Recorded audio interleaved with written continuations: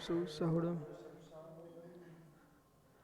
आवर्तलोके शब्दानां तथैव च तद्भगवन्नास्ति पुराणपुरुषोत्तमः नमोरियंताणनमोस्ताणमोरिजुनसौ सहुडम् पंचप्रमेष्टि भगवान की परम पूज्य दिगंबराचार्य त्रिवल्लचार्य स्वामी की आचार्य विराग सागम महाराज की अहिंसा में धर्म की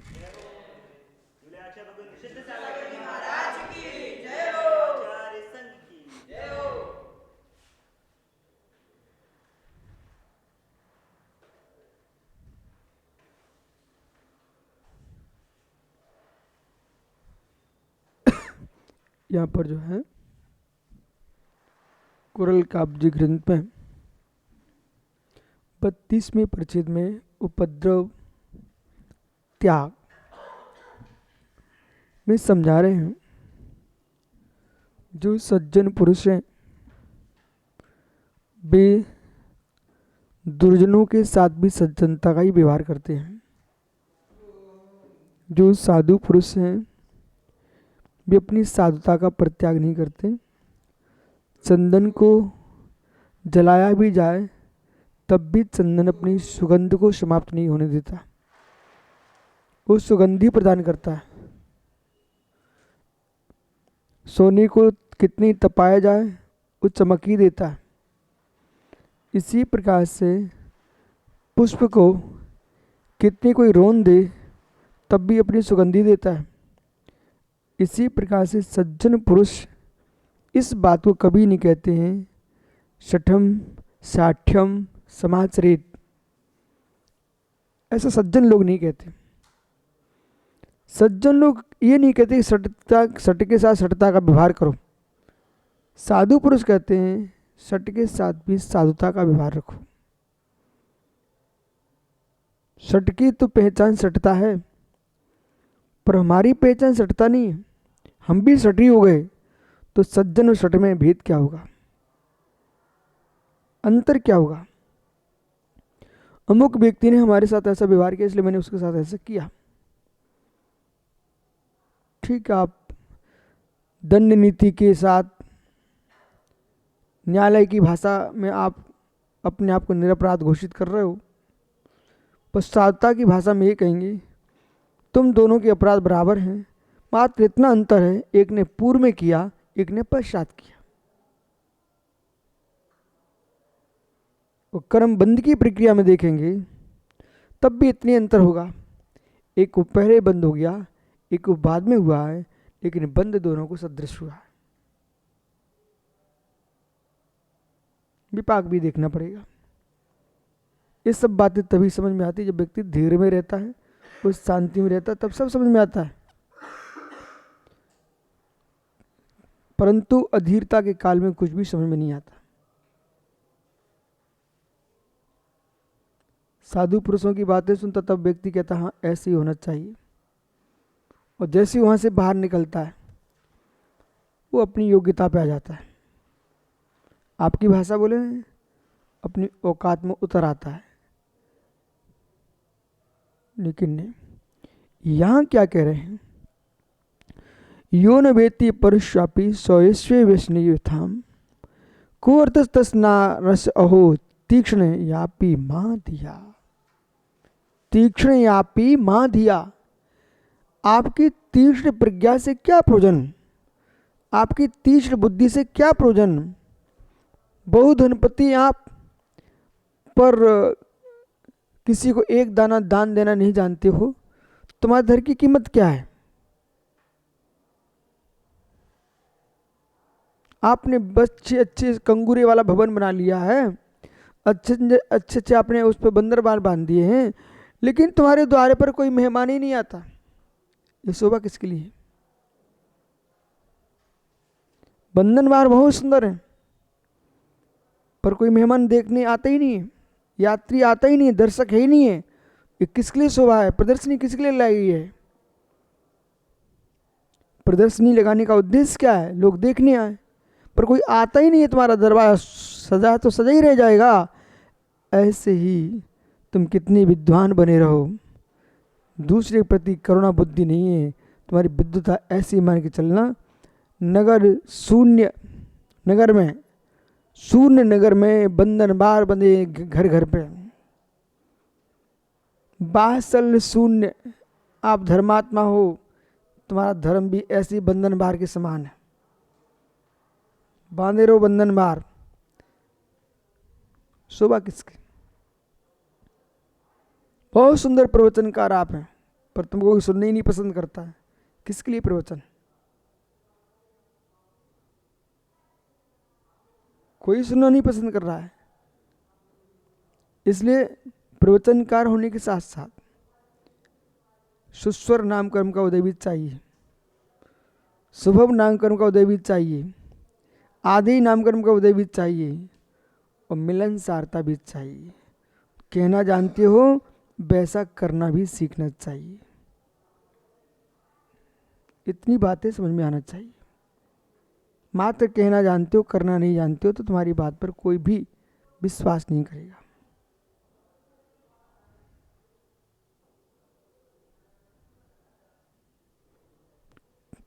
यहां लिख रहे हैं महाधिया, महाबुद्धि तुमने प्राप्त की है, लेकिन यो न वेत्ति परस्यापि, जो दूसरे प्राणियों को दुख को, स्वमेव व्यसने यथाम, दूसरे दुख को जो अपने दुख के समान नहीं जान समझता। व्यसने यानी दुख, दूसरे की व्यथा को अपनी व्यथा के समान नहीं जानता, दूसरे के दुख को अपने दुख के समान नहीं जानता। महात्मा जी आप लोगों से ही कह रहा हूं सब बातें।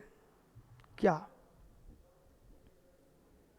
मेरे सम्मान में कमी आ जाए तो कितना दुख होता आपको, यानी दूसरे के अपमान में तुमको समझ में नहीं आता है, इसको भी बुरा लग सकता है। जगती पर ऐसे बहुत लोग हैं, आपको हर वस्तु चाहिए दूसरे से, अपनी देने के लिए कभी मन नहीं करता आपका। ऐसे लोग हैं जगती पर। आपको हर व्यक्ति के मुख से प्रशंसा चाहिए, आप किसी की प्रशंसा करने का मन नहीं करते हो। आपको हर व्यक्ति से संवेदना चाहिए, आप तो क्रूरता का व्यवहार करते हो। साधना की क्रूरता बड़ी प्रचंड क्रूरता होती है बेटा। साधना का प्रदर्शन करके और दूसरे साधुओं का उपहास करना, ये कितनी बड़ी प्रचंड क्रूरता है। ओहो कितनी घोर क्रूरता। बहेलिया टोकनी को में लकड़ी से टोकनी रखता है और टोकनी में रस्सी में लकड़ी में रस्सी बांधता है, दूर जाके बैठता है, वो दाने डाल देता है। चिड़िया बेचारी सोचती है दाने खिला रहा, दयावान है, और जैसे चिड़िया जाती है खाने के लिए, वो डंडे को खींचते, रस्सी को खींचता है, डंडा गिर जाता है और चिड़िया उसमें फंस जाती है। ऐसे बहुत सारे जगत के लोग कोई साधना करके दिखाएंगे, कोई वात्सल करके दिखाएंगे, प्रेम करके दिखाएंगे, धनपतियों का सम्मान करा के दिखाएंगे, पर चिड़िया फंसी, धन दे जाओ, अब तुम जाओ अपने काम, तुम्हारा अब दोबारा आएंगे ना तो उनको पता देने वाला एक नहीं बचा है, आगे बढ़ो आगे बढ़ो आगे बढ़ो। तो क्या वर्तमान का जो वैभव है यही मोक्ष मार्ग है आप लोगों का? इसके आगे पीछे कोई विचार धारणा नहीं क्या? चारवाकी हो क्या? मोक्ष मार्गी चारवाकी नहीं होता, और चारवाकी मोक्ष मार्गी नहीं बन सकता। कुरल काव्य, कुरल काव्य इतना महान ग्रंथ है, इसलिए तो सारे दर्शन कहते हमारा है। ये भी दर्श ग्रंथ की महानता है। ये बात की बात है हमारा कि तुम्हारा, तुम लोग लड़ रहे हैं अपने अहंकार के पीछे कि हमारा ग्रंथ हमारा ग्रंथ। आप ये क्यों नहीं देखते हो लिखने वाले आचार्य ने कितना महान महान लिख के गए हैं कि हर व्यक्ति के सम्मान का पात्र बना ग्रंथ। ये भी तो देखना सीखो। ऐसा जीवन जीना सीखो कि लोग हर व्यक्ति आपको हमारा कहना सीख जाए, तो आपका जीवन महान है। अपनों के अपने बने रहे तो तुम्हारी महानता नहीं है, गैरों के भी अपने हो जाओ ये तुम्हारी बहुमानता है। और आपके प्रति गुणग्राहकता, आपके प्रति कितनी संवेदनशीलता, आदर सम्मान दृष्टि, कि अपने तो अपने कहते हैं, पराई भी अपना ही मानते हैं। ऐसा बनना सीखो।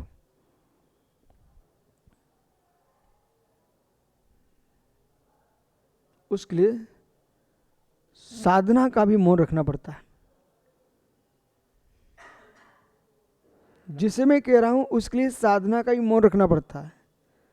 करो साधना, मत करो हल्ला साधना का। साधक असाधक दोनों के साथ मध्यस्थ भाव का व्यवहार रखना सीखो, तो आपको हर व्यक्ति अपना कहेगा।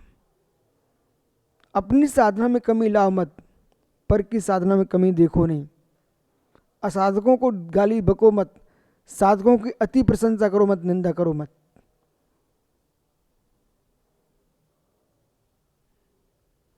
माता पिता ने जन्म दिया, उन्हें जीना सिखाया, वो अलग ढंग का जीवन था बेटा। अब ये जीवन अलग जीवन है, इस जीवन को जीना सीखोगे, इस जीवन से जीना प्रारंभ करोगे ना।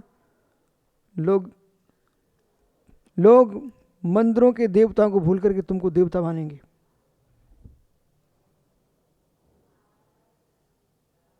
मंदिरों के देवताओं को भूल करके आपको देवता मानेंगे। ऐसा जीवन जीना सीखो।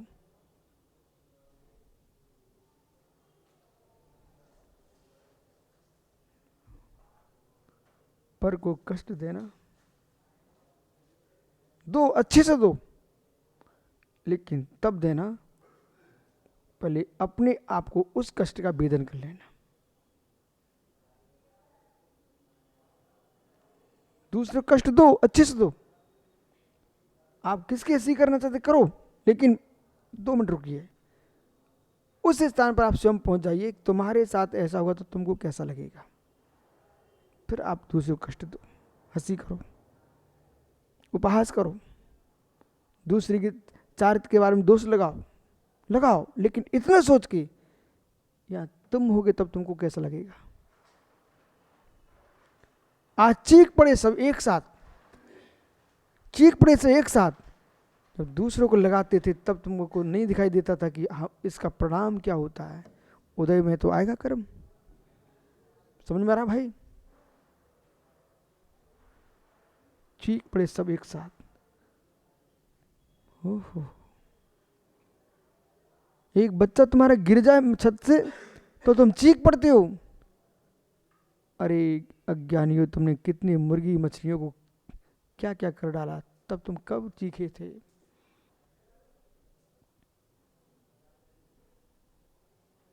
धर्म का मर्म आज जो राकेश कमरे में चल रहा है, एक कमरे की व्याख्या बाहर जाना चाहिए। समझो क्रूरल काव्य क्या है। एक पेपर पर एक कॉलम छाप दिया, लोगों ने पढ़ लिया, उसी पर बाद में उस पर रेवड़ी रख कर खा रहा है। वो क्या मर्म समझ रहा क्रूरल काव्य का।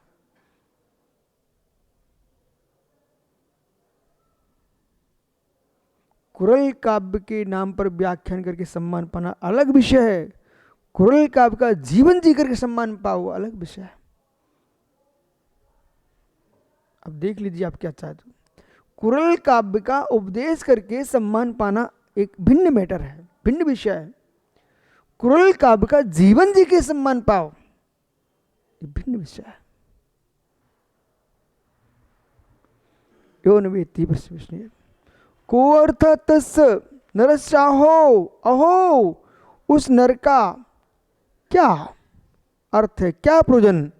तीक्ष्ण विद्या यापी महाधिया, जो जीव दूसरे को कष्ट देने से विमुख नहीं है, ऐसा प्राणी मित्र महाधिया बहुबुद्धिमानता को प्राप्त हुआ, तो उसका क्या उपयोग, क्या प्रयोजन। निखिल, क्या प्रयोजन। बुद्धि मिली है तो मानवता तो सीखो, अपमान मत करना सीखो। मालूम इस विषय कब आएगा जीवन में। वाहन चालक जैसे स्टीयरिंग, क्या बोलते, स्टीयरिंग पर हाथ रखे रहता है, देखा कि भी आपने, हाथ रखे रहता है वो बिल्कुल जमाए जागृत, ऐसे मित्र आहार में, बिहार में, निहार में, कहीं भी तुम खड़े हो, अपनी बुद्धि पर आपको हाथ रख के चलना पड़ेगा।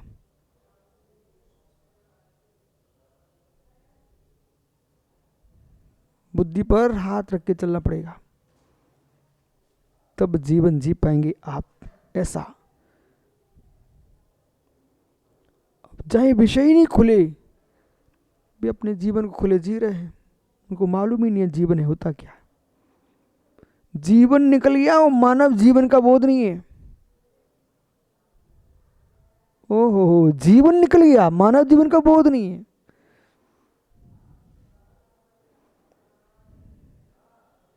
मैं सोचता हूं कभी कभी यो क्या चल रहा है सब।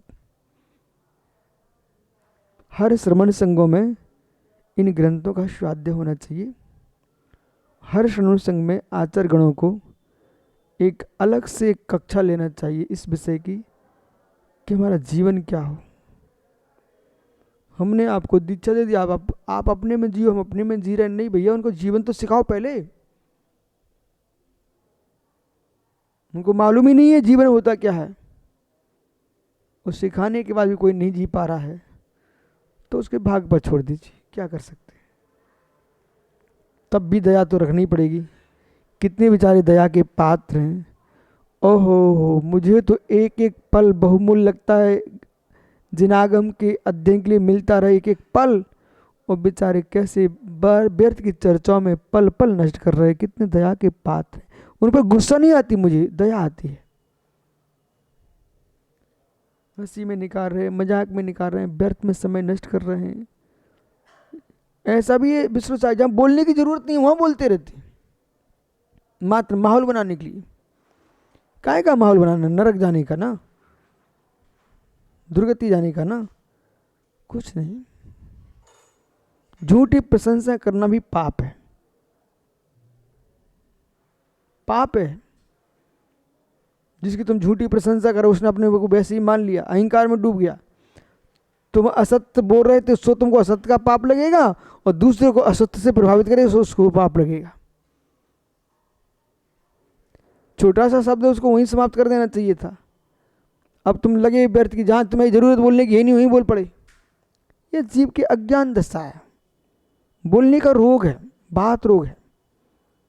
एक रोग होता है, बहुत बड़ा रोग होता है। आज तुमने बहुत अच्छे, शांत खड़े थे, बहुत अच्छे लग रहे थे मुझे आप। बात रोगी तो बेटा मेरे को बिल्कुल पसंद है ही नहीं है। और कोई बात रोग मैं बिहार भी करे ना, और मेरे कान में कोई आता है, धीरे से थोड़ा लंबा भर लेता हूँ। बोले भाई मैं जिनमानी सोच रहा हूँ, कहाँ तुम्हारी बात में गप सड़ा के सुनूंगा मैं। अरे मुझे मालूम है आशी के इतने व्रत हैं, एक बात सुन लिया तो अपने व्रतों की ज़्यादा बात कर तो मैं नहीं सुनता हूँ। बोले ठीक है यार, हम भी तो पालन कर रहे, तुम भी पालन करो अपने। क्यों सुना रहे हो, बड़प्पन चाह रहे हो क्या? जियो और जीने दो। ठीक है, कल मिलते हैं आपसे।